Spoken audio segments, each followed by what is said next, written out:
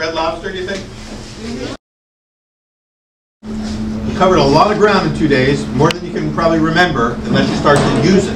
You remember this stuff by doing it over and over again. That's the only way. But it's in there. It's buried now deep in your mind. So when you need it, it's there. You've got your books for reference, your little recipe books. We changed a couple things here and there. We have those Kaiser rolls. Make sure, ask Chef Chelsea if you could have one of those to take home with you and try. Because they should be not as sweet as yesterday's rolls. No, but more chewy and more like a sandwich roll. That's it's a sandwich roll. So think about that as something you would put like tuna fish salad on or a roast beef sandwich on or something like that. So that's the Kaiser bread.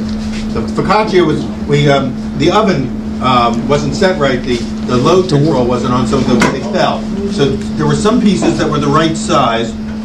Like this is what the thickness should be, about 3/4 of an inch to 1/2 inch thick, and some of them are thinner because they fell. But you can get the idea. And what we're looking for are large holes, large spongy holes in there, and that's a sign of a good product when you see those large holes, because it means that the dough is properly aged. The aging of the dough makes a difference. When the dough is sitting overnight in the refrigerator, enzymes that exist in the flour are actually changing the flavor of the flour, and you can't get that in a fast dough. Like the Kaiser dough today is going to taste good. It would be even better if it had the pre-ferment in it or had a chance to sit overnight in the fridge. The flavors would be even better, even though they're not going to be bad. It's just that it's always when you're in a bakery and you're competing against other bakeries, you're always trying to be the best. So you always are looking for little tricks that can make you better than everyone else. There's one guy who's selling his breads at the 7th Street Public Market, just started. He's a graduate of Johnson & Wales, and that's why I know about this. He's been baking for a couple of years since he graduated and selling them at farmers markets, and now he's baking out of some bakery in Noda, and he's selling his loaves, and they're like baguettes for $4, big kind of fancy French breads for $7, $8 a piece. Ridiculous prices. People are paying for it because they're that beautiful, they're that good. Because he understood the same things we're talking about. That's what he was trained in, and he's learned a system for giving that dough plenty of time to age properly, ferment correctly, and then he bakes them off really beautifully.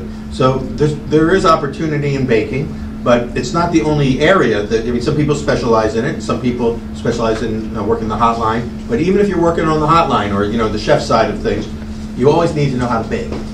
Baking is a science that will help you in all aspects of your cooking. And if you ever watch Top Chef, usually the chefs that get sent home every week are the ones that screwed up the baking, because they probably didn't take it as seriously when they were in culinary school, So they messed up the dessert, or they messed up, some baking part of it, because they just had been too long, and they weren't working in that area.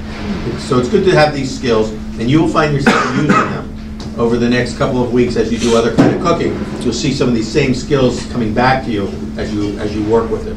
Because it's all about time, it's all about temperature, and it's all about the ingredients. And how you work with those three things. Time, temperature, ingredients, they kind of form a triangle. And if you do anything that affects one point of that triangle, it affects the other points. And that's sort of the whole trick of baking and cooking. So a couple little takeaways. We talked about today the idea of BUFF. Anybody remember BUFF? What does BUFF stand for? Balance, Good. unity, Yes. focus, and Flavor. Flow. No. Flow. You got it. Flow. F-L-O-W. Flow. Movement. Energy. Very good. Very good. And it's easy to remember those four things if you remember BUFF. So you got a new thing to throw into your repertoire. When somebody says, "Tell me what you think of my food," you don't have to necessarily use those same words, but in your mind you can say, "You're looking for four things. I'm looking for balance, focus, both in the appearance and the flavor, and all of it." I hope you had fun. I thought today was a lot of fun. It was for me anyway. It was for you. And I'll see you soon. I'm going to leave you with what I call the baker's blessing. I made it up, but I call it the baker's blessing. May your crust be crisp and your bread always rise. Amen. Amen.